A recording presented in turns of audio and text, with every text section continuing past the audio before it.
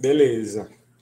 Pessoal, dando continuidade com o nosso curso de conversão termoquímica de biomassa, no dia de hoje vamos conversar sobre a modelagem de gasificação. Existem diferentes tipos de abordagens para vocês simularem um processo de gasificação ou modelarem um processo de gasificação, tá? A gente convencionalmente conhece quatro, né, que são modelos de equilíbrio cinéticos, CFD, que é uma sigla em inglês, né, que é Dinâmica de Fluidos Computacional, e também tem uma nova, que nos últimos anos está sendo muito desenvolvida, que é aquela de redes neurais, né, artificiais, tá? É uma modelagem um pouco mais complexa, né, por falar de um jeito. Então, e também pouco explorada, tá? Então, pessoal, por que a gente quer fazer modelos, né? Por que a gente quer desenvolver? Tem uma necessidade. Vocês sabem, conforme vimos ontem, que muitos reatores operam a altas pressões e altas temperaturas, tá? Ocorrem muitas reações químicas complexas, que também é interessante analisarem, dependendo do tipo de gasificador, tá? O tipo de modelo, né? Mas a modelagem, eu acho que também, conforme outros processos de conversão termoquímica e bioquímicos, surge para, além de conhecer condições ótimas, também analisar condições críticas, né, perigosas para a operação do reator. A gente já viu que tem reatores com altas pressões, né, 20 bar, 30 bar, né, e altas temperaturas, tá? Já a nível de laboratório, a gente trabalha a pressão atmosférica, tá? Mas isso é a necessidade, tá? Fundamentalmente de por que a gente quer simular diferentes processos de gasificação, tá? Existem, além desses tipos de modelagem, já como alternativa, né, suplementar a optimização, né? Já vocês depois podem otimizar a sua modelagem, né? Geralmente essas que são desenvolvidas em linguagens de programação, tais como MATLAB, Wolfram Matemática, tá? Morino, não é possível não, tá? No Aspen, por enquanto, só é possível vocês desenvolverem processos, simular gasificadores, tá? De acordo a uma abordagem de equilíbrio químico ou de cinética química, tá? Beleza? Daqui a pouco, esse de redes neuronais vai ser o último tipo de modelo que vamos ver hoje, tá? Bom, pessoal, além dessa necessidade, o objetivo fundamental da modelagem computacional é avaliar vazões mássicas, fluxos energéticos. E, além disso, a gente conversou ontem muito que em engenharia a gente precisa também quantificar, né, os impactos ambientais e também os investimentos, né, que podem ser requeridos. Já tem muitas simulações, tá? E, na verdade, muitos estudos, vamos falar assim, né, que já envolvem as 4E, né? Energy, Exergy, Environmental e Economic, né? Então, realmente, uma modelagem termodinâmica é fundamental para a gente conhecer muitos requerimentos energéticos, né? De acordo a vazões mássicas, tá? Então, já dependendo do que o usuário precisar, né, a gente já pode, e baseados já com umas variáveis de entrada e tal, e umas condições de operação, qual pode ser a melhor configuração, tá? Para a gente modelar qual tipo de reator, né? Considerando que a gente tem diferentes abordagens, né, para modelar processos de gasificação, também, ao mesmo tempo, a gente pode desenvolver vários tipos de diferentes tipos de reatores, né? Na aula de ontem, a gente já viu que são classificados de leito fixo, leito fluidizado, também tem leito rastrado, tá? Tem aqueles halotérmicos também, né? Então é isso, pessoal. Lembra que a gente ontem falou um pouco desse perfil de temperatura que o Túlio perguntou, né? Olha aqui nesse caso, esse carvão, tá? Então, lembrem-se que geralmente, pessoal, a gente tem duas faces. Daqui a pouco a gente vai ver que os modelos de fluidização, de CFD, né, e os cinéticos consideram as duas fases presentes, ou seja, a fase sólida, aqui esse é um processo de gasificação de carvão, tá? E a fase gasosa. Pessoal, as duas fases não ocorrem na mesma temperatura, tá? Elas ocorrem a diferentes temperaturas pelo fato que são diferentes compostos, né? Diferentes espécies que estão presentes nas duas fases, né? Lembrem-se que no gás a gente pode ter muitos, CO, CO2, metano, vapor de água, também aqueles associados ao TAR, né? SO2 também, etc, etc, etc, tá? E aqui na fase sólida, a gente pode ter inicialmente a biomassa, tá? Mas também o char, tá? Lembre-se que o char, ele está, aqui nos casos dos leitos fixos, ele está descendo, tá? E o diâmetro da partícula está sendo reduzido, então tem também umidade, inclusive, associada ao combustível, tá? Porque a gente não tem uma fase sólida, líquida, desculpem. Então, a gente pega essa umidade e considera como se fosse parte da fase sólida, beleza? Mas daqui a pouco a gente vai entender mais um pouco quando a gente analisar os modelos cinéticos de gasificação. Então, aí a gente já viu, né, que realmente sempre aqui tem temperaturas baixas, tá? Na secagem, menores a 300 graus Celsius, já que na pirólise vão aumentando, já na zona de oxidação pode atingir essas temperaturas, elas são de natureza exotérmica, tá? Libera muita energia, e já na redução ela está diminuindo. Então, o que a gente falou, a gente pode usar diferentes tipos de agentes de gasificação. Pode ser vapor, tá? Oxigênio, ar, às vezes também CO2, tá? Mistura deles também é possível, sim. Beleza? Então, é isso aqui, pessoal. Isso já falando também de introdução, tá? Então, qual é o principal objetivo de um processo de gasificação? Aqui na figura a gente pode ver perfis de temperatura, tá? Isso aqui é uma modelagem CFD, inclusive também mostrando como varia, na verdade, mostra o perfil de temperatura, como varia no reator a concentração molar ou fração molar ou volumétrica, tanto faz, dos diferentes compostos presentes no reator, tá? Algumas das espécies, não todas, né? Então, o que a gente quer? A gente quer estudar principalmente uma conversão termoquímica, tá? Principalmente combustíveis sólidos. No nosso curso, o foco é biomassa, tá? E avaliar a influência das diferentes variáveis ou condições operacionais. Por exemplo, como pode influenciar a razão de equivalência, né? Portanto, a quantidade de ar que vocês vão fornecer, a temperatura de gasificação também, né? É outra variável muito importante. Pressão também, pessoal. Isso também pode influenciar, tá? Também o teor de umidade presente no combustível. No entanto, a gente já viu ontem como o teor de umidade é alto, além que tem esse problema, né, dos altos requerimentos energéticos, ele também afeta a composição do gás de síntese, né? Então, pessoal, isso é o objetivo principal de qualquer processo de conversão termoquímica, né? Avaliar as diferentes condições operacionais, né? Tipo assim, isso vai poupar um certo trabalho a nível experimental, né?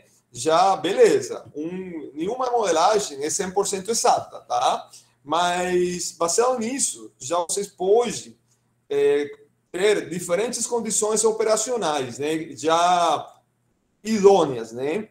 Já a gente pode fazer análise de sensibilidade, depois otimização da modelagem, essas são outras paradas. Mas, inicialmente, é isso, avaliar a influência das diferentes variáveis e condições operacionais. Beleza? Pessoal, eu já falei no início da aula, tá? A gente tem principalmente 4 classificações, né? Equilíbrio químico, muito pessoal que trabalha com equilíbrio químico no Aspen, tá? Também é possível desenvolver uma modelagem de equilíbrio não estequiométrica, um software tal, estequiométrica, desculpe, em software tais como MATLAB, Matemática, ScienceLab também, tá? Modelos cinéticos, que podem ser feitos em software como o Aspen ou também em Matemática ou em MATLAB, tá? Já o CFD, pessoal, já vai mais focado em diferentes softwares já específicos para isso, tá? Tá o ANSYS, que é o mais famoso, acho que muitos de vocês conhecem. OpenFOAM, se eu não me engano é o nome também, tá? Acho que esse é livre. O ANSYS, o complicado do ANSYS é também que, tipo assim, não é igual ao Aspen, né? Tipo, vocês sabem que a faculdade de vocês compra o pacote Aspen e já você tem todos os software do pacote Aspen One e todas as propriedades. O ANSYS não funciona desse jeito. Vocês compram o ANSYS Fluent, por exemplo, e vocês têm que comprar um pacote específico para reações, né? Para reações de combustão, de gasificação, tá? Ela tem muito requerimento computacional, a gente vai ver daqui a pouco. Muitas vezes elas são desenvolvidas em workstations, né? Então, uma modelagem CFD é muito interessante, mas é muito complicada também, tá? E, finalmente, a que perguntou o Maurino, tá? Das redes neurais artificiais, tá? A sigla em inglês é ANN, Artificial Neural Network, tá? Então, pessoal, isso é uma modelagem. Aqui, bom, na figura a gente tá vendo o silo alimentação, né? Aqui tem um parafuso para alimentar e tal. E é isso, pessoal. Aqui já o que a gente conhece como reator, né? Então, aqui tem um ciclone na saída, beleza? Então, isso já a gente já conhece um pouco o objetivo fundamental de uma modelagem e também os diferentes tipos, né? Pessoal, antes de iniciar com os modelos de equilíbrio, alguém tem alguma dúvida, algum comentário?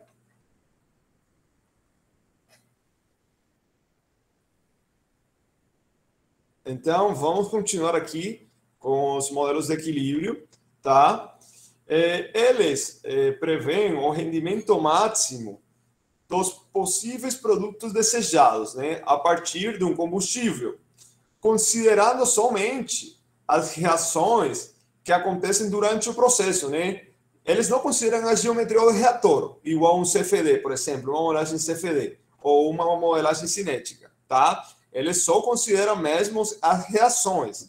Vocês sabem também, pessoal, que o diâmetro do reator, isso também influencia no processo de gasificação, tá?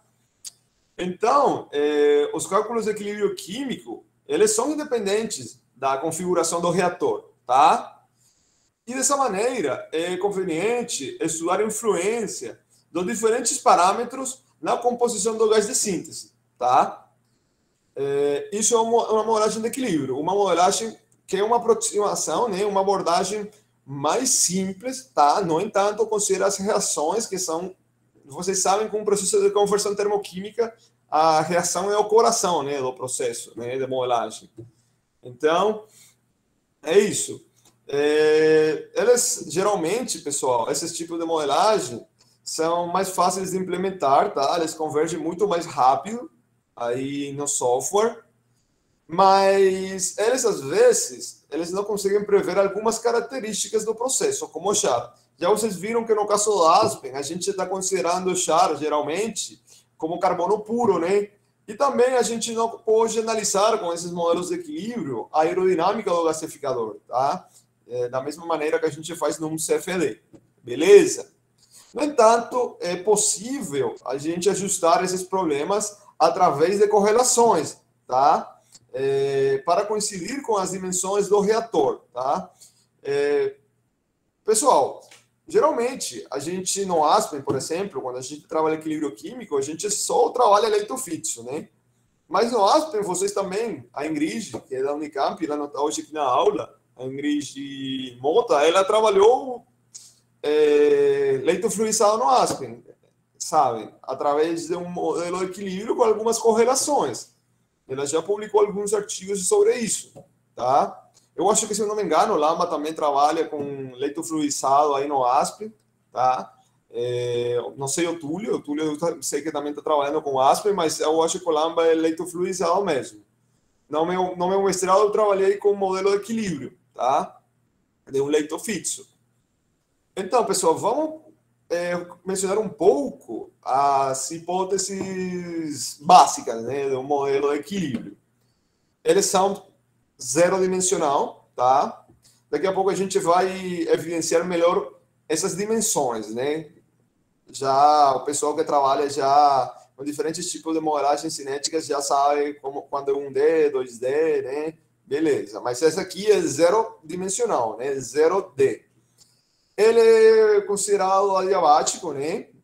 Vocês sabem que na vida real não é desse jeito, tem perdas por calor, tá? É impossível ele estar isolado, mas é uma aproximação boa, tá? É considerado que a temperatura e a pressão são uniformes nos reatores presentes ou nas etapas presentes no modelo, tá?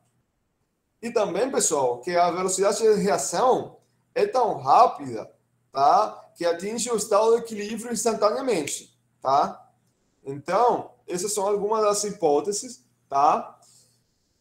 Pessoal, ao mesmo tempo, a gente já sabe o que é um modelo de equilíbrio, tá? Mas temos dois tipos de modelos de equilíbrio: os estequiométricos e os não estequiométricos, certo? Vamos conversar um pouquinho sobre cada um deles, tá? Se alguém quiser falar alguma coisa, tiver alguma dúvida, fica à vontade, tá? Não, professor, só sobre o zero dimensional. Sim, pode falar, Gustavo. As dimensões são desprezíveis, né? É isso que quer dizer. As dimensões do reator, você fala? Isso.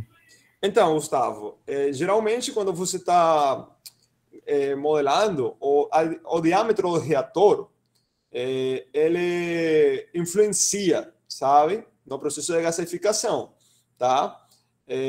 Vou voltar aqui nos slides, rapidinho.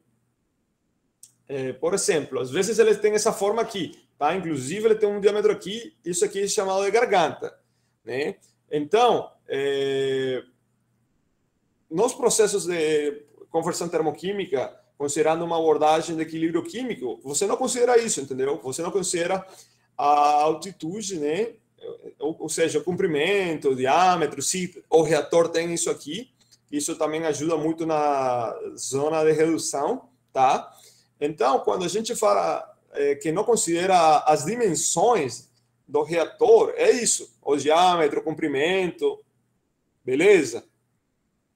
Beleza, show. Tá.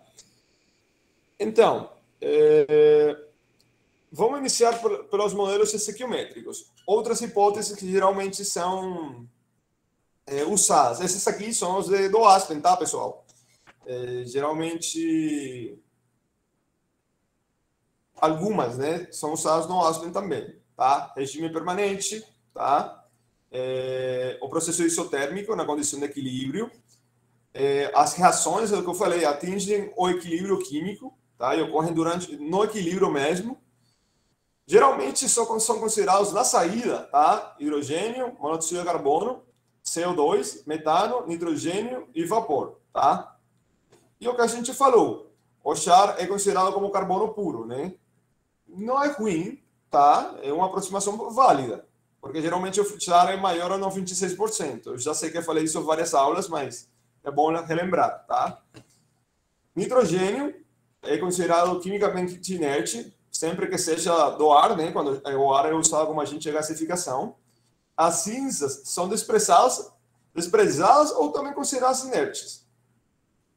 Isso aqui é importante. O Túlio perguntou ontem qual era a temperatura de gasificação. Bom, pessoal, nesses modelos, a temperatura de gasificação corresponde geralmente à temperatura de redução, tá? Da zona de redução. Então, a mesma temperatura que vocês vão ter aí no final do gasificador é a mesma temperatura do gás de síntese, tá? Tipo assim, se vocês tiverem num downdraft de equilíbrio, uma temperatura na zona de redução de 800 graus Celsius, o gás de síntese vai ter a mesma temperatura, tá? Na vida real não é assim. Ele vai ao mesmo... Lembra-se que tem uma troca de calor entre a parede, entre as duas faces, tem perdas por calor, então meio que a temperatura da zona de redução não sempre é a temperatura da saída. Vai diminuir um pouco, tá? Mesmo assim, é muito quente. E, pessoal, variações de energia cinética e potencial são desprezzadas, né? Então, o balanço ou a conservação de energia é mais simples, tá?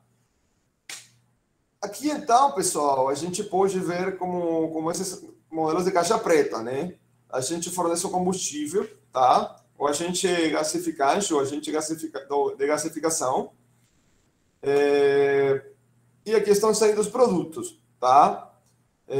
Já a gente viu que essa fonte de calor externa depende do tipo de gasificador, tá? Alguns são halotérmicos. E, pessoal, a conservação da massa basicamente são as duas entradas, né? A vazão mássica da biomassa, a vazão mássica de agente de gasificação, que vai ser igual à vazão mássica, que na verdade não na vazão mássica, a gente tem um gás, né, na saída, aqui também tem um gás, né? Mas vamos falar assim, uma vazão mássica dos gases, né? Que aí vocês sabem que vocês podem converter vazões volumétricas a vazões mássicas, né? Então, aqui é o balanço de energia, baseado na conservação de energia. A gente tem vazão mássica vezes entalpia, tá? Da mesma maneira para o agente de gasificação e da mesma maneira para os produtos, né? E a fonte de calor, né? Ele está entrando aqui, né? Aí vocês sabem a convenção termodinâmica, né? Então, do sinal do calor, tá? Então, pessoal, nesses modelos aqui, a gente tem uma reação global. Essa é bem parecida, pessoal. Lembra nosso exemplo que a gente viu, acho que na aula 8, né, de pirólise, que no final a gente fez alguns exercícios, né? A gente tem essa reação global também. Isso aqui é se for fornecido vapor com agente de gasificação, tá? Aqui o ar, e aqui se for oxigênio puro, tá? Aí só no nosso exemplo a gente só tinha essa parte aqui, né? Então, está sendo produzido hidrogênio, CO, CO2, vapor, metano, às vezes char, né? Também está saindo, lembra-se disso.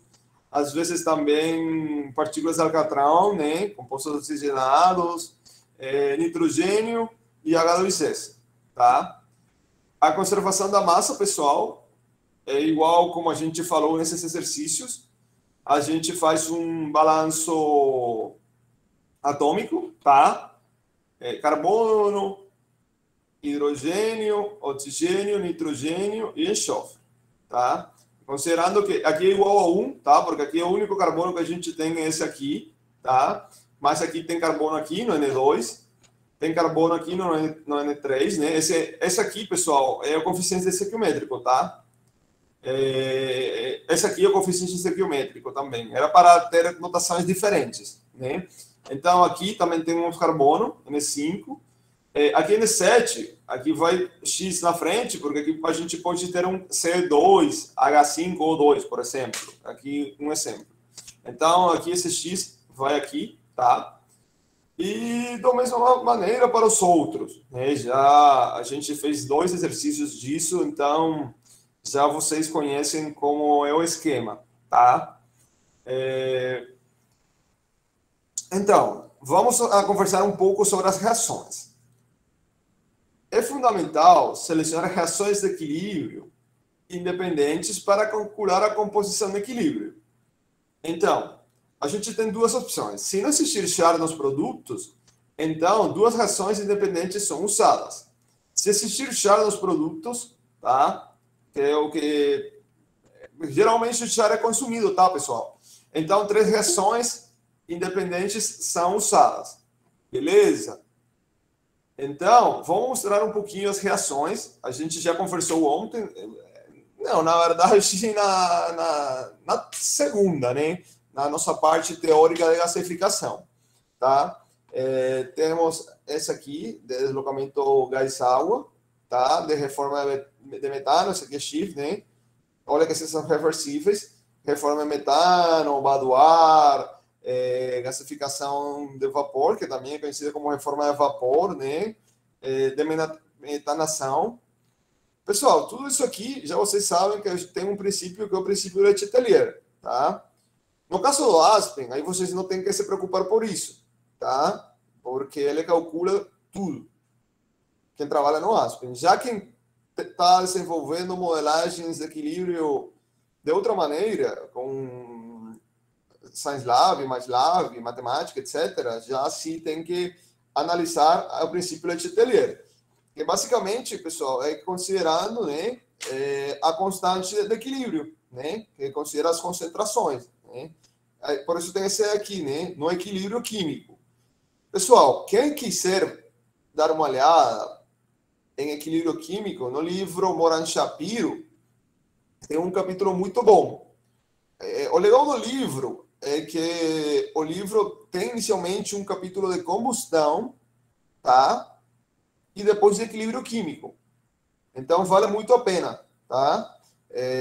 Vocês darem uma olhada aqui no equilíbrio químico mesmo, certo? Porque muitas vezes, quem está no Aspen, por exemplo, entende o conceito, mas nunca faz a conta, porque o Aspen está fazendo tudo, né? Mas é legal saber as constantes de equilíbrio, beleza? Às vezes dependem da pressão, né? Aqui a gente está vendo aqui, não, aqui depende da pressão, né? Aqui são as mols totais, né? Uma pressão ambiente, né?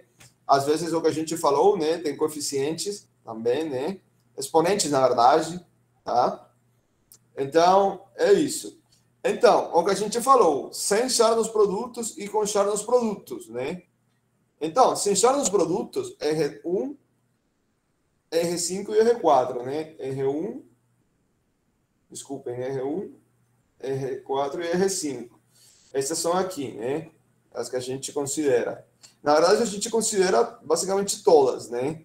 Só que, lembre-se que, inclusive, no Aspen, a gente também tem char nos produtos. Então, a gente considera tudo. Por isso, a gente tem um ciclone na saída, tá? Porque o char, lembre-se disso, não tem um 100% de conversão de carbono. Inclusive, nem nos papers que a gente viu, acho que esse Ashizawa mostra um, tá? Vamos ver aqui rapidinho.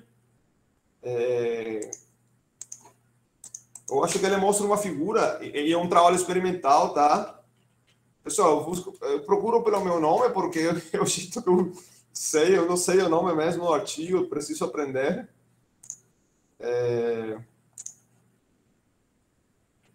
Acho que ele mostra essa taxa de conversão de carbono. A gente sempre vai ter char na saída, tá?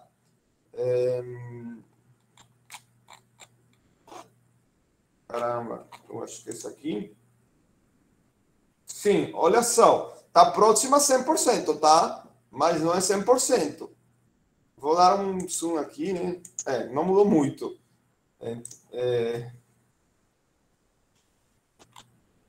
Então, é isso aqui, tá? Conversão de carbono, tá? É para esse caso que a gente já viu em aulas anteriores. Aqui também, olhem como está diminuindo o PCI, né? Conforme aumenta a ração do oxigênio, porque ele é oxigênio puro, né? Então, isso é normal, porque ele está mais próximo do regime de combustão e também a eficiência do gás frio vai diminuindo, né? A eficiência frio, desculpa, do processo de gasificação, tá? Essas foram variáveis que a gente já mencionou, beleza?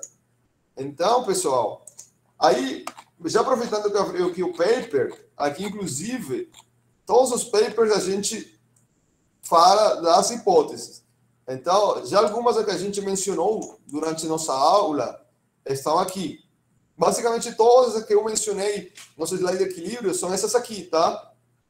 Já vocês estão vendo aqui. Beleza? Então, vamos voltar aqui no slide, tá?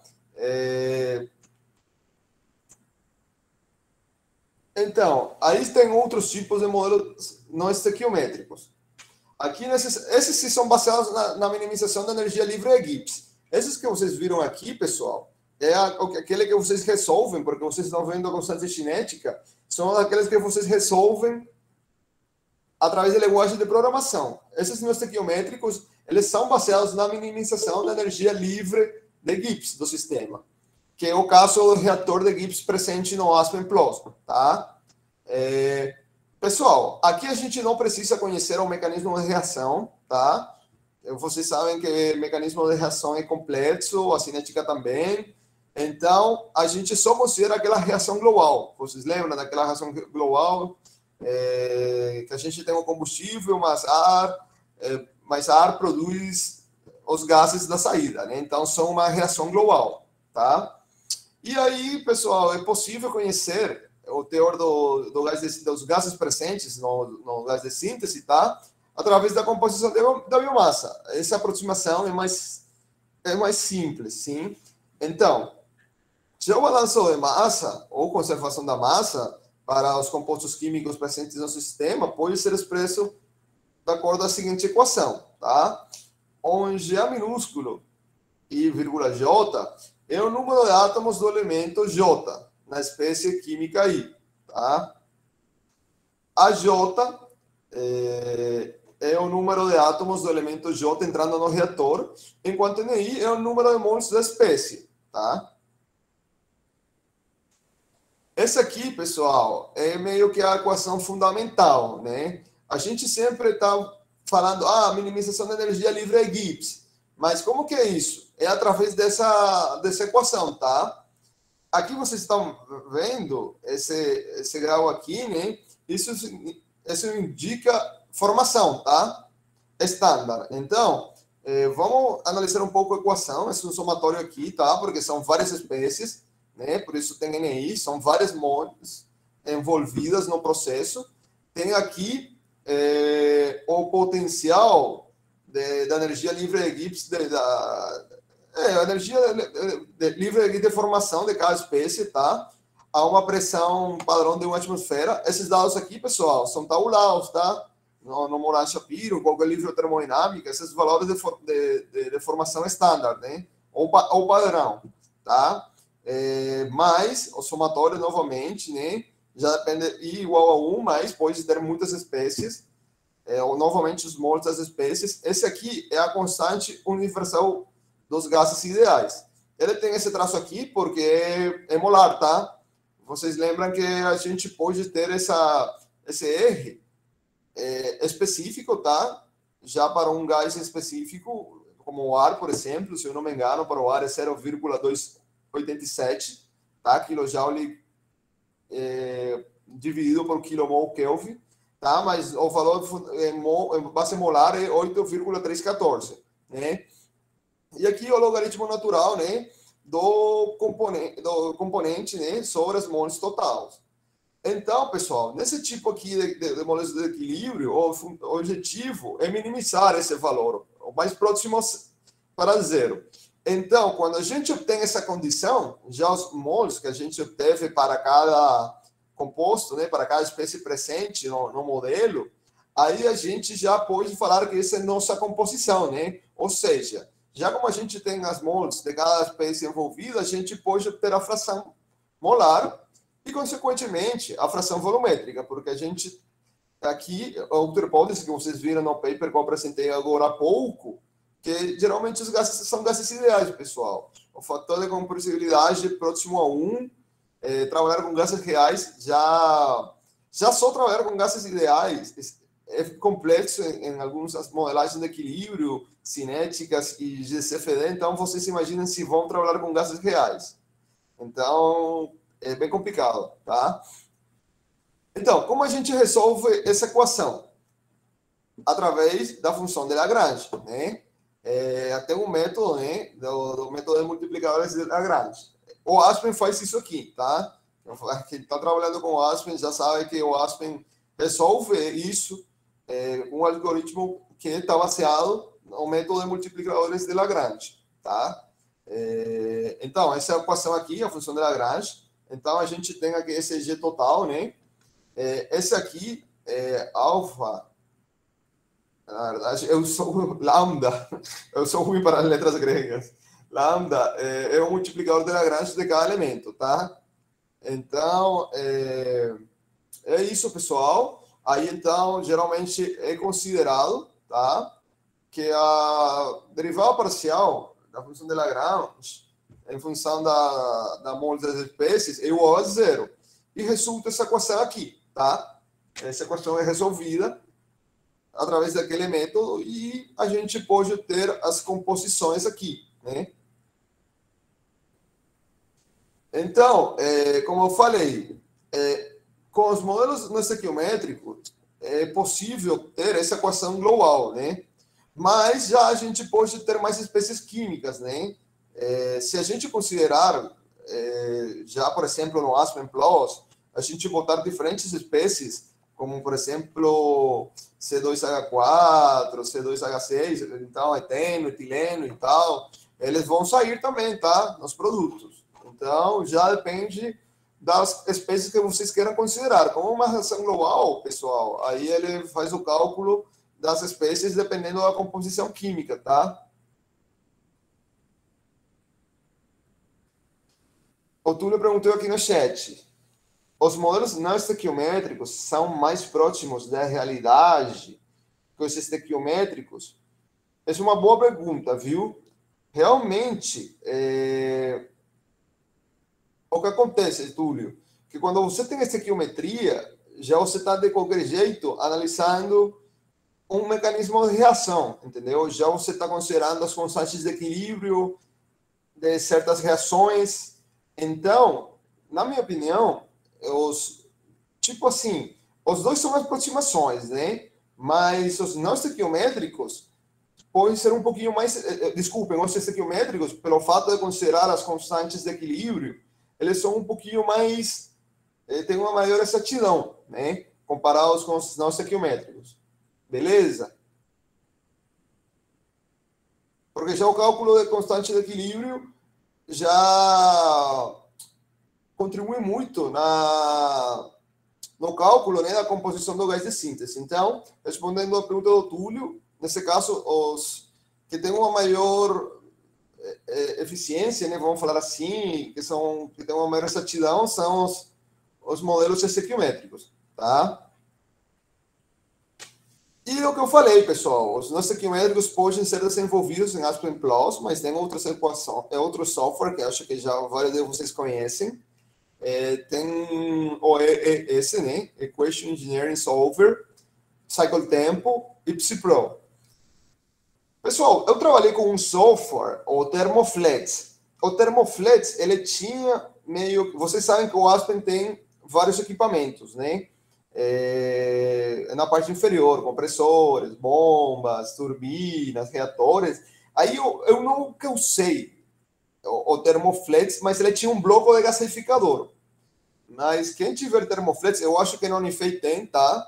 Aí para que o Túlio e para que o Lamba saibam. Aí devem conversar com o professor José Carlos Escobar. Eu acho que ele renovou a licença, eu conversei com ele faz algumas semanas. Então, não para que vocês desenvolvam sua modelagem ali, mas talvez para que vocês vejam. Esse software Thermoflex está mais focado em ciclos de potência, tá, pessoal? Então, talvez por isso não é tão bom assim para um processo de gasificação, mas, no entanto, ele já tem um bloco, né? Então, um bloco já gasificador, vamos falar assim, tá? Pessoal, antes de iniciar com modelos cinéticos, alguém quer falar alguma coisa?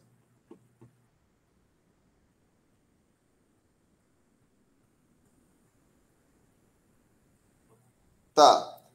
Então, os modelos cinéticos fundamentalmente fornecem uma descrição da redução do char através de diferentes taxas cinéticas, tá? Essas taxas cinéticas são obtidas experimentalmente, né? Aqui já tem pessoal que trabalha com estudos cinéticos através do TG, né? TG, DCC, que é termogravimetria com calorimetria também, tá? E é isso, pessoal. Já vocês já também tendo parâmetros cinéticos, isso vai contribuir com uma melhor simulação, tá? Porque já vocês estão tendo uma cinética envolvida, né? Não é só o equilíbrio, beleza? Já tem constantes de equilíbrio tabuladas e tal, tem na literatura, mas já vocês já estão tendo dados próprios para vocês fornecerem na modelagem, tá? Então, pessoal, geralmente uma equação fundamental nesse tipo de modelos, é a equação baseada na equação da Arrhenius, tá?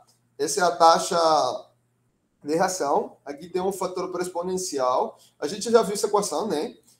A energia de ativação, a constante dos gases e a temperatura sempre em escala absoluta. Pessoal, isso é uma imagem, tá? Isso aqui é um erro. Kelvin não tem grau, beleza? Então, porque é uma temperatura absoluta. Isso aqui é meio que a base para qualquer modelo cinético ou estudo cinético, sem importar o processo de conversão termoquímica. Beleza? Então, já modelos cinéticos, eles incorporam a cinética da reação e a aerodinâmica do reator.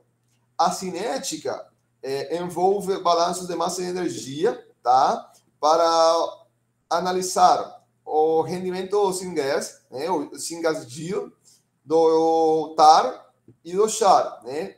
Já numa condição de operação estabelecida. Enquanto a aerodinâmica do reator envolve o conhecimento do processo de mistura física, né, pessoal? Que são duas fases, lembrem-se disso. A professora Isabela e eu estamos trabalhando um pouco com alguns alunos de IC com modelos cinéticos, tá? A gente está analisando as duas fases, são muitas espécies, a gente acho que está com 20 espécies, então a gente está analisando, sim, baseado nessas equações diferenciais, né? A aerodinâmica e ao mesmo tempo a cinética, tá? Pessoal, já baseados nisso, a gente pode classificar como zero dimensional, tá? No Aspen vocês têm um modelo zero dimensional cinético também, né? Unidimensional, tá? Que vocês sabem que vocês têm um reator, tá? Então, tem uma direção radial, né, e axial, tá?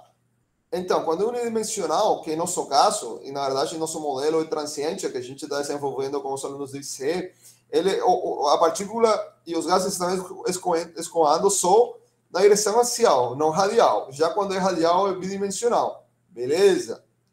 Então, já vocês sabem que todas as reações estão baseadas na forma da equação da Arrhenius, tá? Já falei, pessoal, isso só é a taxa de reação, tá? A taxa de geração, já da espécie, de consumo ou geração de espécie, considera aqui um produto das concentrações. Vocês lembram que a gente viu isso ontem, tá? Aqui vou apresentar, esse é um estudo de gasificação de madeira, tá? Pessoal, é um modelo cinético 1D, transiente, tá? Olha que aqui ele iniciou pela fase sólida, o combustível aqui, tá? Isso aqui é a concentração, tá, pessoal? A concentração da madeira. Essa é a velocidade, essa letra U que vocês estão vendo aqui, da fase sólida. Porque as duas fases têm velocidades diferentes. Não, ele é um produto, né, essa equação diferencial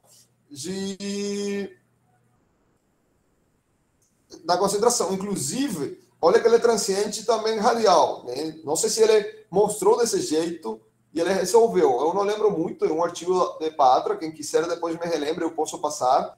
Mas ele está mostrando aqui também a variação radial, né? Desculpem, não, é mesmo um D, porque realmente é transiente, desculpem, e aqui só axial mesmo, porque é no eixo Z, tá? Eu não estou vendo outra variável, não. Não estou vendo um Y e tal, porque eu estava vendo só a primeira equação. Esse aqui é a taxa de geração da espécie, tá? Daqui a pouco a gente vai ver um pouquinho as reações, né? Então, essa é a reação de pirólise 1. Depois a gente vai ver qual é essa reação. Aqui, a mesma coisa para umidade, tá? Olha que o oxigênio é um pouco mais complexo, né? Tem a concentração, aqui já oxigênio fase gasosa, né? Essas são aqui as fases sólidas, essas são espécies gasosas. Então, aqui considera a difusividade, a fração de oxigênio, né? A concentração da fase gasosa, tá? É isso aqui que representa, tá? Do mesmo jeito, a gente tem aqui vapor, tá? Essa aqui, pessoal, corresponde à reação de pirólise 2, né? Que a gente já viu que a pirólise pode ser dividida em duas etapas, né? Então, meio que o craqueamento. Então, já que está sendo considerado a reação da pirólise 2, aqui tem as espécies envolvidas, tá? Hidrogênio, CO e CO2, tá? Esse J aqui representa as reações, de C1 até C6. Daqui no próximo slide, a gente vai ver as reações e a gente volta aqui, tá?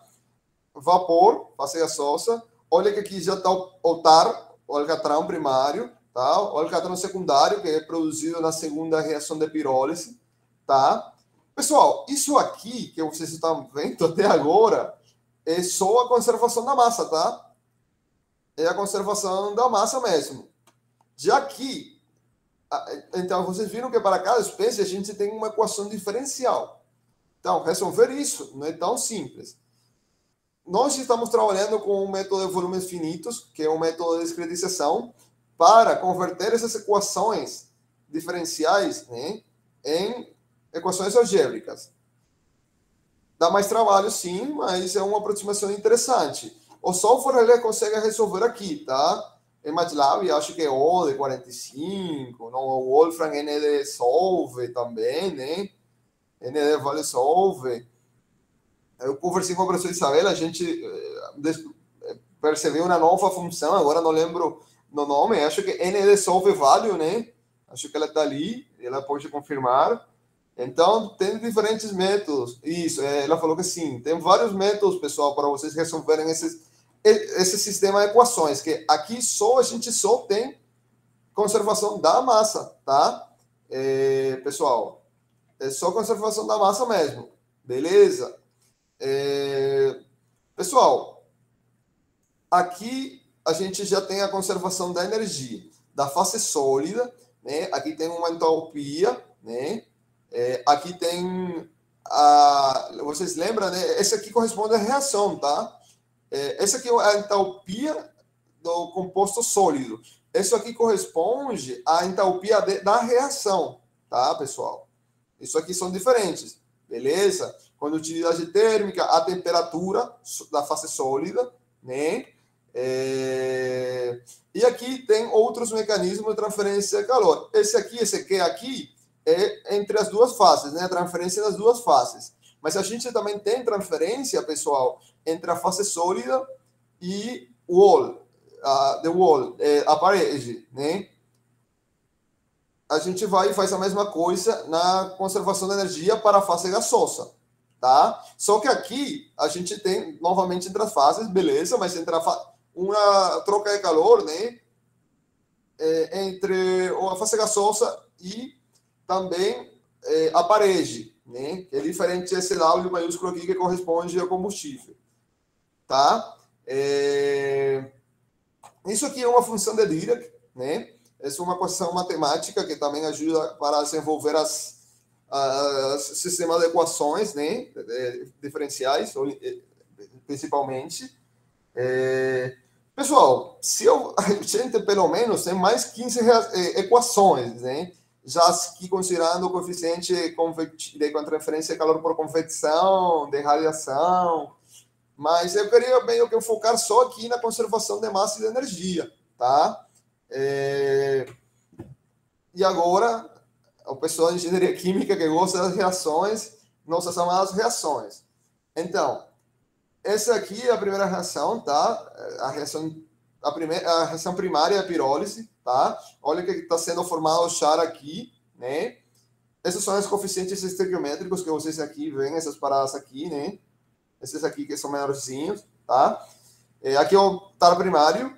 E então, aqui a gente tem ao fator exponencial. Tipo, esse aqui corresponde, pessoal, ao K. Lembra da equação da Arrhenius? Então, a taxa de geração ou consumo da espécie é esse negócio aqui, o K, vezes a concentração, né?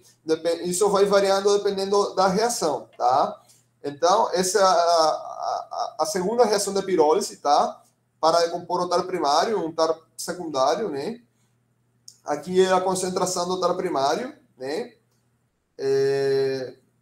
Esse Y aqui, pessoal, é porosidade, tá? Então, olhem que a gente tinha visto algumas reações já, C1 até C5, então essas são aqui, desculpe pela qualidade, são muitas reações, né? Mas você lembra que a gente viu de C1 até C5, então, já essas aqui são de pirólise, tá, pessoal? Essas aqui já são de oxidação, né? Então, eles têm essas 5 aqui, têm a mesma forma, né? Olhem que aqui já a gente tem um produto fora, tá?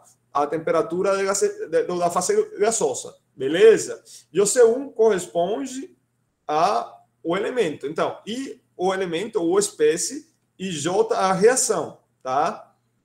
Porque vocês estão vendo, esse fator exponencial muda para cada reação, tá? Já vocês viram que cada reação, pessoal, tem uma cinética, certo? Então, não é tão simples. Isso aqui, pessoal, esse termo aqui que vocês estão vendo ao mesmo tempo, vocês, por exemplo, esse aqui, né?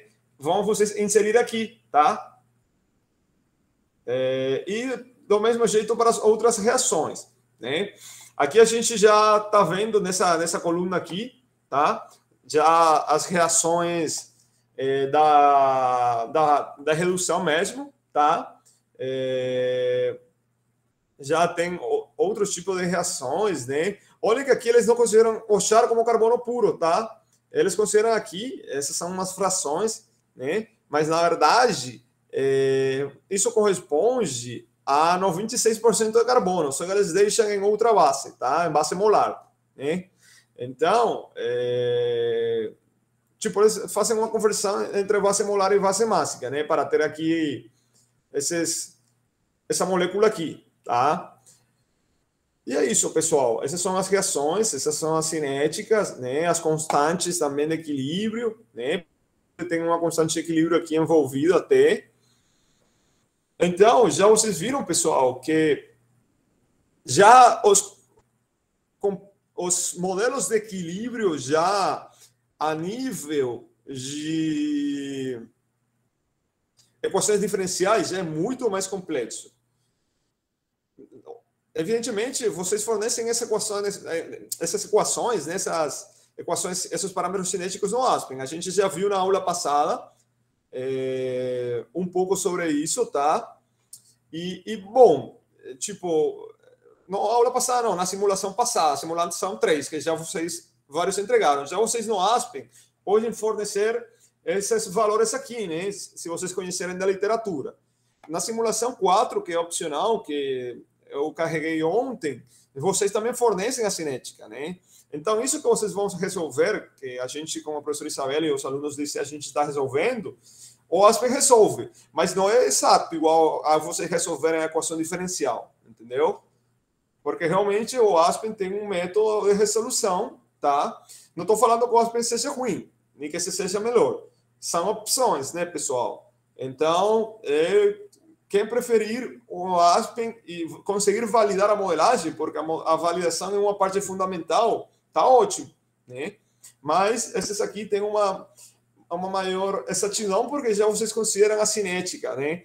E também como é transiente, já vocês também estão analisando como vai mudando a concentração ao longo do tempo e o perfil de temperatura ao longo do tempo, tipo a concentração e a temperatura das fases, né? Ao longo do tempo e também ao longo do reator, né? Porque vocês sabem que a partícula ela vai sendo diminuída, né? Então, é isso, pessoal. Esse é um modelo, tipo, vamos falar assim, básico, né? De biomassa. Modelo cinético, porque a gente está trabalhando com borra, então tem outros hidrocarbonetos envolvidos aqui, são mais reações ainda, tá?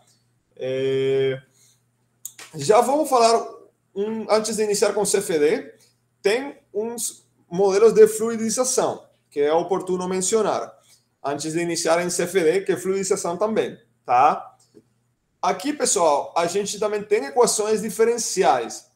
Então, mas equações diferenciais de quantidade de movimento não são resolvidas.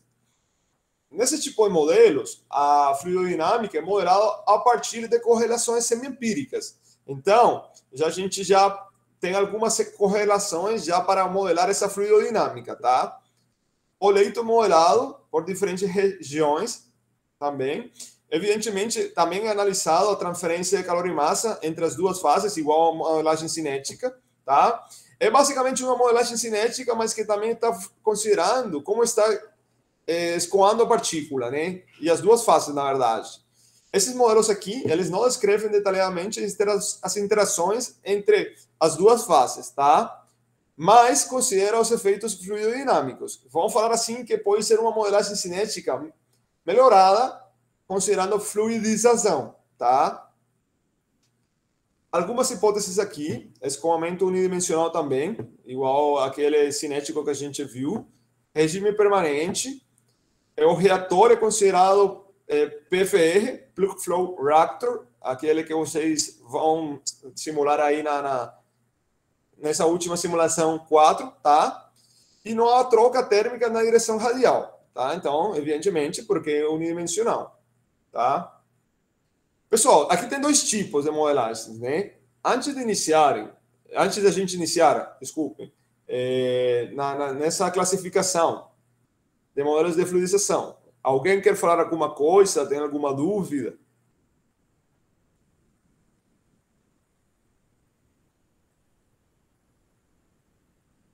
Então, vou continuar aqui, pessoal. Na primeira classificação, o primeiro tipo de modelo de fluidização é aquele de duas faces para leitos fluidizados borbulhantes, né? O reator é dividido em duas regiões, né? O leito, evidentemente, onde estão as partículas sólidas e gasosas, e o freebore, que é esse aqui, né? É uma região que contém gás e partículas, né? Você lembra que vocês fornecem a partícula, então ela fica aqui flutuando, né? Aqui o objetivo é até ela se decompor completamente, ela fica no freeboard, né? Então, já a gente viu ontem como é o leito fluidiçado borbulhante, né? Ou circulante. Então, aí o leito de partículas nesse tipo de modelos é constituído por duas fases: a emulsão, que é a fase densa formada pelas partículas sólidas e o gás, e a bolha, que é a fase formada só por o gás, né? Então, o leito tem duas fases, né? Porque, pessoal, vocês têm o leito aqui e vocês têm muitas partículas, né? Muitas mesmo. Mas aqui o gás, ele está escoando ao mesmo tempo, entendeu? Entre as partículas, tá? Então, aqui uma parte do gás inserido vai para a fase de emulsão e outra para a fase de bolha, o que eu falei, né, pessoal? O gás, no entanto, tem um leito com muitas partículas, ele está escoando entre essas partículas do leito, tá?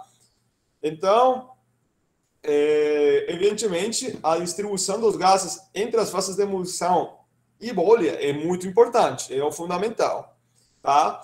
Considerando que o fluxo de gás nas bolhas, através do leito fluidizado, é igual ao excesso de fluxo de gás acima do necessário para a condição mínima de fluidização, a gente tem a seguinte equação, né?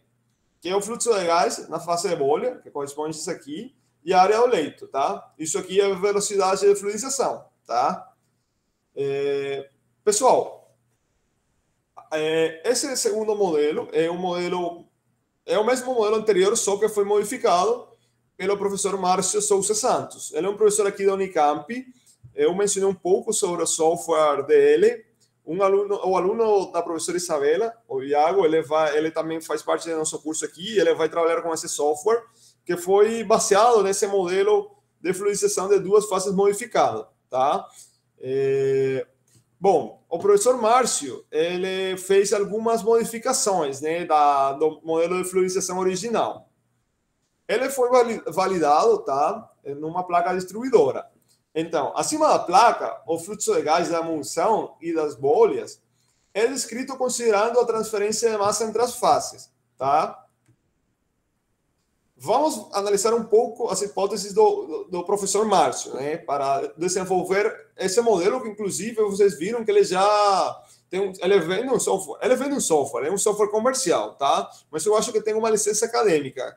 Aí quem quiser, aí pode entrar em contato e tal. Ele já está quase aposentado, mas se eu não me engano, tem uma licença acadêmica. Ele forneceu para mim, né? E ele deu permissão para eu emprestar para meu aluno. Tá? Bueno, para o aluno nosso, né, da professora Isabel meu, ela é a orientadora, tá? Então, algumas hipóteses desse modelo, que realmente o software está baseado nesse modelo, são as seguintes: regime permanente, tá? o reator é dividido no leito e no freeboard, tá? O leito é dividido em duas fases. Emulsão formada por gás e partículas e bolha formada apenas por gás, tá? Então, tem três tipos de partículas sólidas: o combustível, o inerte e o absorvente, já que tem uma diferença. Escoamento do gás na emulsão e nas bolhas do tipo plug-flow. Existe transferência de calor e massa entre todas as fases presentes aqui. Esse software aqui, pessoal, ele até me falou de um exemplo, acho que com asfalto. Eu acho que ele tem, nessa base de dados, ele tem uns exemplos igual o Aspen, né? uns casos básicos. Ele trabalhou com asfalto. Ele tem leito rastreado também, tá, pessoal? Esse software aqui, ele trabalha mais em leito fluidizado e também em leito rastreado, tá? E também com combustores. E acho que tem também alguma caldeira, se eu não me engano. E não há troca térmica na direção radial, né? A gente já viu que também um modelo 1D, né? Então, vamos falar de maneira geral como são os balanços de massa e energia nesse modelo do professor Márcio, né? Já vocês viram. Tem uma gradiente na direção axial, igual aquele que a gente viu no modelo cinético. E aqui os termos fontes relacionados com os diferentes processos. Não vale a pena realmente a gente mostrar todas as equações, são muitas, tá? Mas é isso. Esse é o software, pessoal. Aquele dia eu abri aqui, está no meu notebook, a gente viu rapidinho. Esse é o nome do software, tá? Que está baseado nesse modelo que o professor Márcio desenvolveu durante o doutorado, tá? Acho que ele fez em UK, não lembro agora qual faculdade. E aí, meio com uma representação esquemática do gasificador de leito fluidizado borbulhante, aí presente no software, tá? Então, esse é meio que a introdução um pouco, né? Porque já vocês viram que esses modelos de fluidização é uma mistura entre cinéticos e de CFD, tá? Então, é isso. Pessoal, na minha opinião, essa é a modelagem mais complexa. Antes de iniciar, alguém quer falar alguma coisa? Tem algum comentário, alguma dúvida?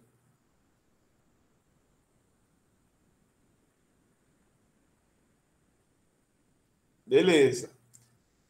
Pessoal, os modelos de CFD, eles são baseados na resolução de equações de conservação de massa, de momento, de energia e das espécies em uma região discreta do gasificador, tá?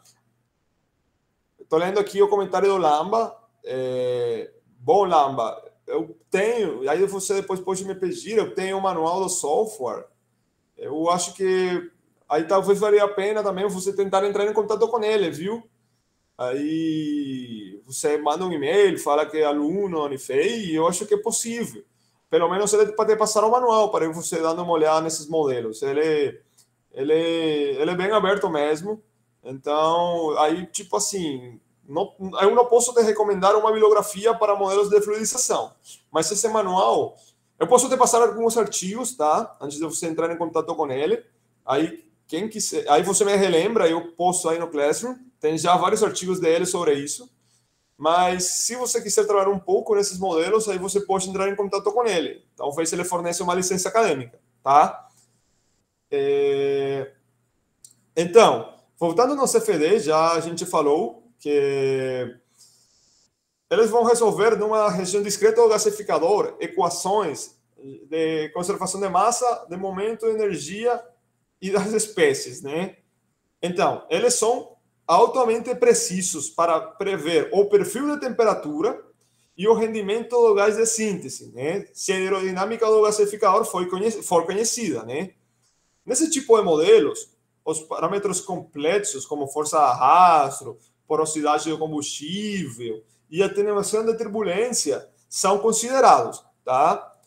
Pessoal, lembrem-se que vocês têm um fluido, está escoando, né, a partícula, tem turbulência com certeza. A turbulência é um dos fenômenos físicos mais complexos que tem, né?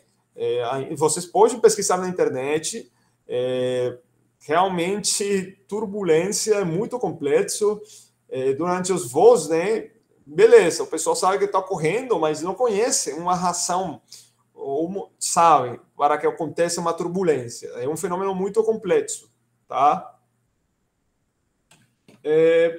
Pessoal, então, nesse tipo de modelos, a química heterogênea da gasificação, incluindo a devolatização, a combustão do char e a química da fase gasosa, é simulada considerando transferência de calor de massa e de momento.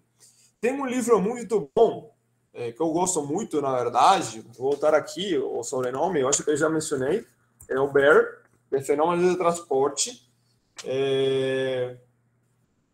Realmente o livro não é tão simples, tá? Mas eu acho muito complexo, porque ele mostra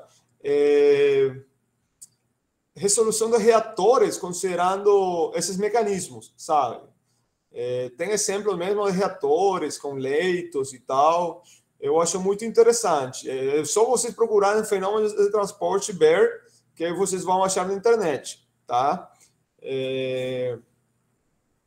Então, nos modelos CFD, as variáveis de estado são geralmente computadas em duas dimensões, né? Aí a gente já está falando de axial e radial, né? Os quais, no entanto, esses modelos 2D, eles podem ser insuficientes para modelar a gasificação em leitos fluidizados. Como as estruturas dos reatores que utilizam um leito fluidizado são não assimétricas, a aerodinâmica do gasificador não pode ser adequadamente descrita por modelos 2D. Por causa disso, a gente tem modelos 3D, tá? Em CFD. Então, se já vocês viram com o modelo 1D, como a gente viu na cinética, era difícil, e um 2D também já com direção axial e radial, já vocês podem imaginar um 3D, né? Tem dois tipos de modelagens de CFD. Tem uma abordagem que é de acordo ao modelo Euler-Lagrange, né? Onde a fase gasosa é descrita pelas equações de Navier-Stokes, enquanto que a fase sólida é tratada como uma fase discreta. Pessoal, não sei se vocês conhecem, tem um site aí dos problemas do milênio, que eu acho que se resolver algum deles, hoje ganharam $1 milhão. Aí tem as equações de Navier-Stokes. Essas equações são muito complexas. Então, aí nessa abordagem Euler-Lagrange, a trajetória de cada partícula é calculada pelas leis de movimento de Newton. E as colisões entre as partículas, né, porque elas, evidentemente elas estão interagindo, são descritas pelo modelo de esfera rígida, tá? Outras variáveis, como temperatura e concentração de gases, elas são calculadas através das equações de transferência de calor e de massa para cada partícula, né? Então, a gente já está vendo que é a nível de partícula, né? Não a nível de espécies, tá? Vamos ver algumas vantagens e desvantagens dessa abordagem aqui, da Euler-Lagrange. Vantagem: descrição detalhada das interações que as partículas sofrem. Essa modelagem permite leitos polidispersos, também permite fenômenos de encolhimento de partícula, né? Porque geralmente, pessoal, nos modelos cinéticos, a gente só tem uma redução, né, de partícula, mas o encolhimento da partícula é mais complexo, tá? Desvantagem: elevado custo computacional para leitos fluidizados densos. Elevado custo computacional para leitos fluidizados com elevado número de partículas, que geralmente isso acontece, né? Vocês imaginam que tem milhões de partículas aí presentes no gasificador. Pessoal, requerimentos computacionais, já vocês sabem que pelo menos um workstation, né? É necessário para isso aqui, tá? Pessoal, o professor Gabriel Lisboa Veríssimo, do FRJ, essa é a praia dele, viu? CFD. Quem quiser entrar em contato também com ele, quem trabalha com CFD, tem alguma dúvida, ele vai oferecer, lá na UFRJ é trimestral, ele vai oferecer uma disciplina de modelagem computacional de conversão de biomassa. Nosso curso é conversão termoquímica de biomassa. A dele é modelagem mesmo, é focada em modelagem. E essa é a praia dele aqui, tá? CFD. Já o segundo tipo de modelos CFD é a abordagem Euler-Euler, tá? Aqui as propriedades de transporte da fase sólida são estimadas pela teoria cinética de fluxo granular, né? Essa abordagem foi usada inicialmente para desenvolver modelos de hidrodinâmica de sistemas de partícula de gás risers, né? Mas eles são chamados de modelos frios e nenhuma reação química é considerada, né? Aí bem no início. Então, algumas vantagens. Esforço computacional muito menor quando se compara com esses modelos Euler-Lagrange, tá? Permite análise dos campos das variáveis de interesse. Desvantagem. Fenômenos a nível de partícula entre particulares não são modelados. Já vocês viram que lá, nesse primeiro, a partícula, né, é bem analisada. Necessidade de muitos modelos de fechamento para resolver as equações governantes, né? E dificuldade para modelar partículas com diferentes tamanhos, né? Vocês viram. Todas as partículas, pessoal, não são iguais. Nenhuma é igual, na verdade, tá? Nenhuma é igual.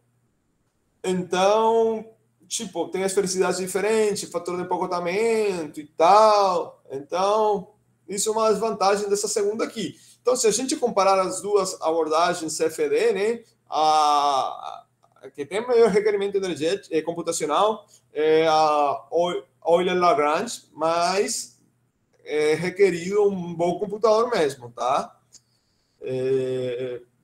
Antes de iniciar já nosso último tipo de modelagem, o Maurino perguntou um pouco sobre isso. Alguém tem alguma dúvida ou algum comentário com relação ao CFD ou aos outros tipos de modelos?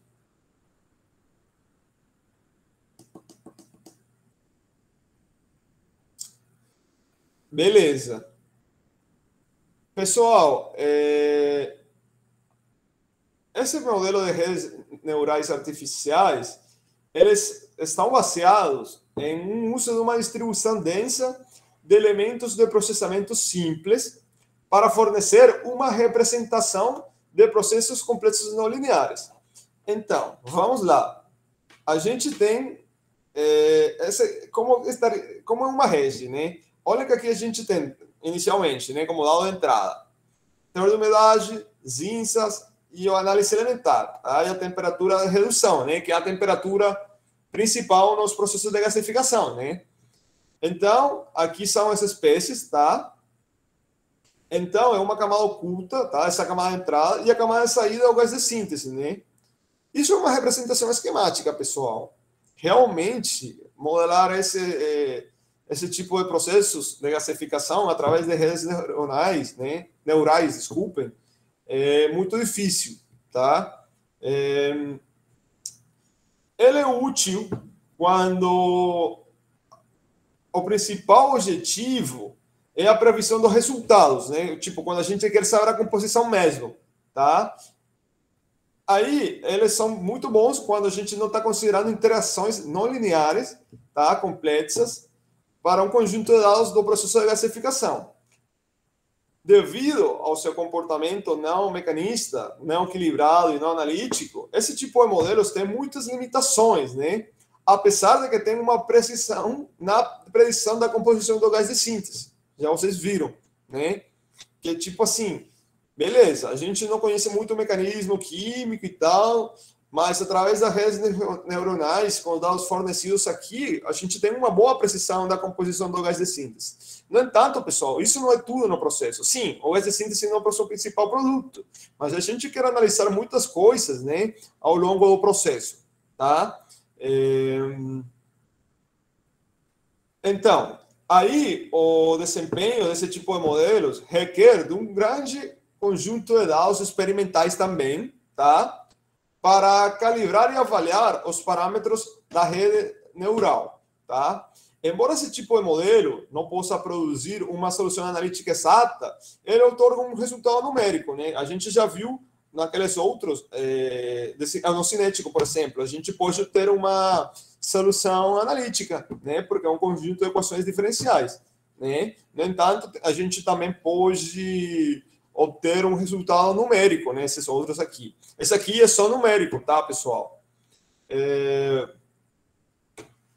Pessoal, obrigado mesmo pelo tempo, pela atenção. Não sei se antes da gente iniciar no Aspen, a gente vou iniciar aqui no Aspen, né? Eu queria até mostrar, pessoal, rapidamente meu modelo de gasificação, só que eu fiz na versão 11 na Unifei. Aqui na Unicamp tem a versão 10, né? Então, vamos iniciar um caso aí simples, tá? Para a gente ver. Eu achei interessante essa ideia do Túlio, tá? Da análise de sensibilidade. Mas antes disso, pessoal, alguém quer falar alguma coisa?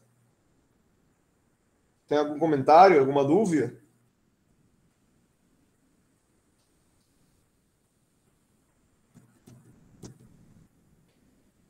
Então, vamos iniciar aqui no Aspen. Como a aula é de gasificação, como eu falei, criar um modelo de gasificação não é tão simples, né? Então, mas vamos fazer uma simulação para analisar pelo menos, através de um reator, né, de equilíbrio, que foi um dos tipos de reatores que a gente mencionou hoje, como a gente pode usar a análise de sensibilidade, tá? Pessoal, já vocês conhecem como criar um sólido não convencional, já isso foi visto nas aulas anteriores, já vocês sabem muita coisa baseada na apostila. Então, tipo, meio que o objetivo dessa simulação aqui hoje é ver essa ferramenta de análise de sensibilidade, tá? Pessoal, vamos aqui, então, a criar rapidamente a lista de compostos, tá?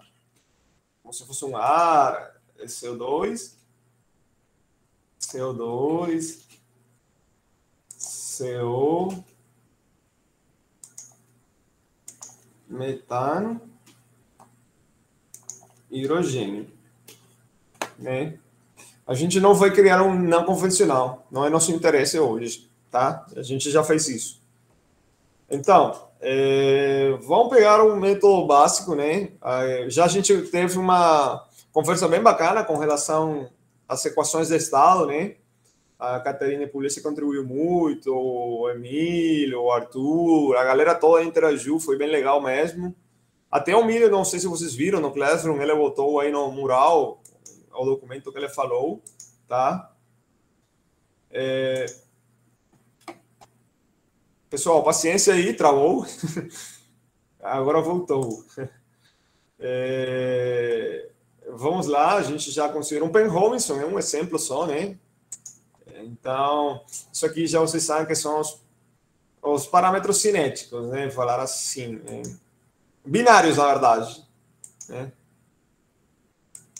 Das espécies envolvidas aí no processo. Tá. Pessoal, então, vamos criar aqui um reator de equilíbrio,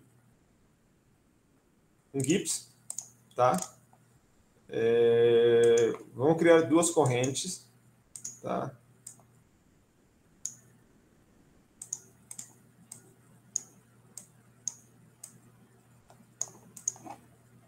Entrada, uma é a saída. Beleza? Então, vamos supor que a gente teve um gás, sei lá, qualquer um, né? Fração molar, né? Sei lá, a gente quer queimar, né? Um gás com 50% de metano, né? 20 de hidrogênio, 10 CO, CO2 e CO2, né? SEM, né? Então, vamos fornecer aqui uma vazão máxima de 10, tá? E, bom, vamos falar que ele está entrando a 500 graus Celsius, beleza? Um bar aqui, então, vamos trabalhar a pressão atmosférica, então. Beleza. Então, vamos fornecer ar a temperatura ambiente, tá? Um bar. Pessoal, agora eu fiquei com a dúvida, fornecer bem assim.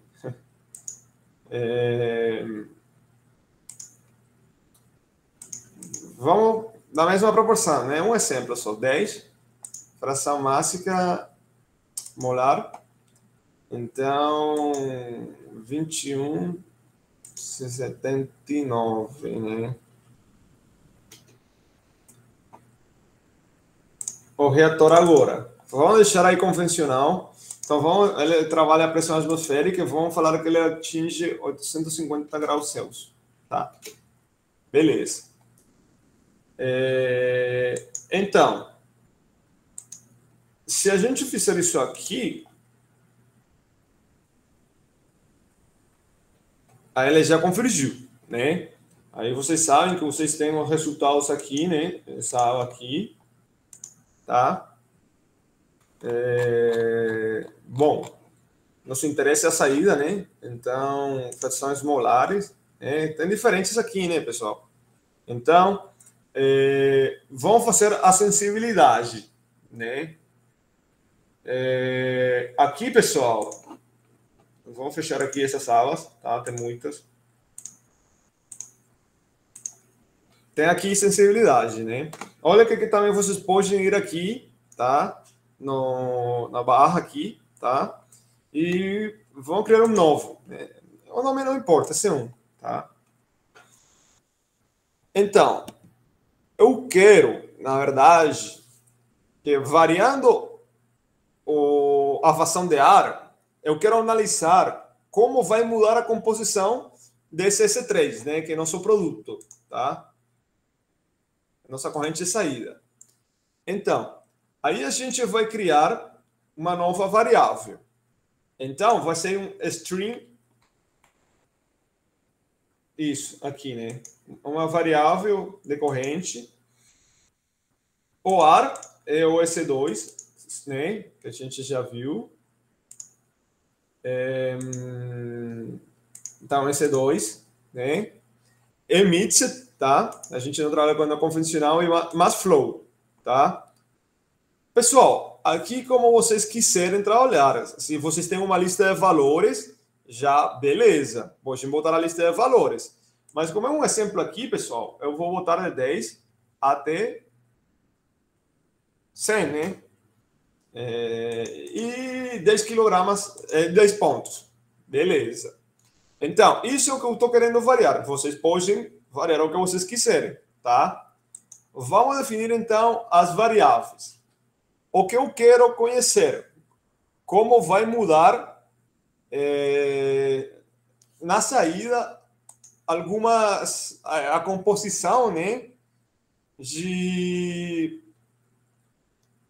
das frações, né, volumétricas ou molares, né, do gás, tá?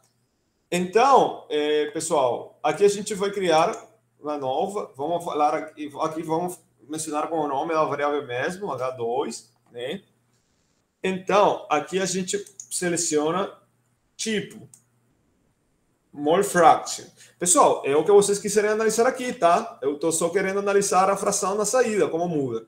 Isso é importante nos processos de conversão termoquímica, né? A corrente é C3, que é na saída, né? Mixed e hidrogênio. Beleza. A gente vai criar outra, né? CO.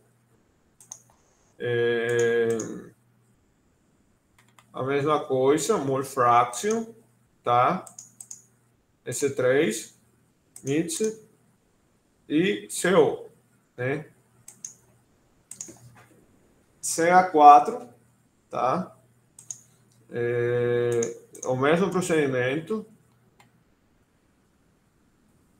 mole fraction, S3, né? E CH4. E vamos criar mais outra, SO2, né? Então, esse objetivo também não é esse. Já vocês entenderam como podem criar essas variáveis, né? Mole fraction, S3, mixed, SO2. Beleza. Então, a gente vai tabular. Pessoal, isso tanto faz aqui. Isso é tipo assim, eu vou tabular na primeira coluna hidrogênio, na outra CO, na outra CH4. Tipo, a ordem das colunas, entendeu? E esse é o 2, né? Foi a última que a gente selecionou, né? Então, a ordem é aqui: 1, 2, 3, 4. Pronto. Pessoal, eu sempre sugiro fazer reset, tá? Para apagar qualquer dado aí que ficou aí, né? Então, vamos lá. Pronto. Então, nossa ferramenta aqui, na acessibilidade, olhem que aqui, além dessa pasta, já tem results, né? Então, olhem como muda. Já vocês estão vendo? Aqui já foi 0, né? Então, isso é uma análise de acessibilidade. Isso vocês podem exportar para o software que vocês quiserem, tá? Podem fazer figuras mesmo no Aspen, eu acho feias, mas é quem gosta mesmo, eu já vi artigo e não critico isso, é só gosto, preferência, né? Então, vamos ver quais são as que mudam muito, né? Vamos falar assim. Esses dois aqui, né? As outras quase não variaram, não. Então, aí vocês viram, né? Selecionei isso aqui e essas outras duas, né? Variáveis. 3D não é possível, tá? Porque realmente a gente está trabalhando, vamos falar assim, duas dimensões, né? Só a gente, talvez se a gente tivesse selecionado além do ar, a temperatura, até a gente poderia ter feito um 3D, né? Então é isso, pessoal. Por isso eu falo que eu não gosto, né? Realmente, olha que ele mostra os eixos e tal, né? Mas, por exemplo, esse eixo aqui corresponde à vazão, à vazão máxima, né? Que é o azul. Esse segundo eixo é o hidrogênio. Olha que quase nem dá para ver, né? Esse segundo eixo corresponde a isso aqui. Ele diminui, tá? O CO2, ele começou a aumentar, tá? E corresponde a esse eixo aqui, tá? Pessoal, isso é uma análise de acessibilidade, é uma ferramenta útil, tá? Porque aí já vocês viram que vocês não precisam, vou mudar a vazão manualmente. Não, já vocês têm uma ferramenta para fazer isso, né? A gente já viu o negócio também dos azeótropos e tal, na apostila. Isso aqui não estava, tá? Isso aqui, bom, vamos falar assim, isso foi uma queima de um gás aí, dessa ação, num reator de equilíbrio, né? Não um processo de gasificação, evidentemente, mas será interessante, já baseado nisso que o Túlio falou ontem, né, mostrar essa análise de acessibilidade. Alguém tem algum comentário, alguma dúvida?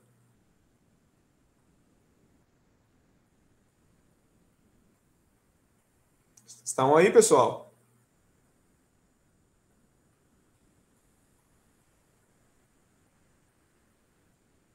Ninguém?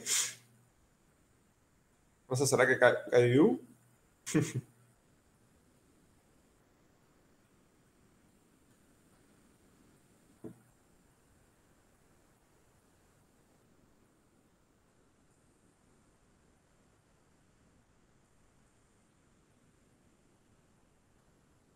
Tá bom. Não, obrigado aí. Nossa, eu já fiquei com medo. Obrigado pela resposta, pessoal. Eu já até estava aí olhando no WhatsApp e falei, nossa, será que o pessoal mandou mensagem?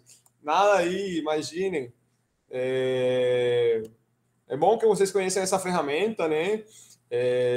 Pessoal, aqui também tem opção, né, para vocês criarem rotinas, né, com Fortran. Não sei, acho que a gente viu um pouquinho os manipulators, né? Aqui o calculator, acho que a gente já viu, né? Mas vamos ver, aí vocês também podem criar para blocos, né? Para optimizar blocos, através de rotinas de Fortran, tá? Aqui vocês, na coluna 7, a gente sempre, em Fortran, inicia na coluna 7, tá? Infelizmente, como eu falei, eu já tinha uma calculadora pronta, sabe? Mas é na versão 11, então não dá aqui, essa é a versão 10, né? Mas tem muito exemplo de calculadora aí na internet, tá? Mas é muito útil também, pessoal, porque aí vocês podem optimizar. Por exemplo, o pessoal que trabalha gasificação e que quer, e de pirólise também, até combustão, né? a decomposição ou de volatilização. Aí vocês usam um GIR, né? Um reator GIR, e vocês aí já podem botar essa calculadora em função desse bloco, entendeu? Então, é muita coisa que vocês podem fazer, realmente aproveitando seus processos. Realmente é uma ferramenta muito útil, que já vocês sabem que não precisam inserir coisas manuais, a calculadora faz muita conta. Eu acho muito útil, na verdade, para a etapa de pirólise, ter um reator GIR com uma calculadora. Tem também na secagem uma calculadora também, tá? Como eu falei, eu não meus modelos de equilíbrio, eu não trabalhei com secagem, porque eu trabalho com combustível, com borra de petróleo, então a umidade é basicamente zero, tá? Mas é isso, pessoal. Era isso que eu queria apresentar hoje, os diferentes tipos de modelos. Não sei se alguém quer falar mais alguma coisa, um comentário final. Fiquem à vontade.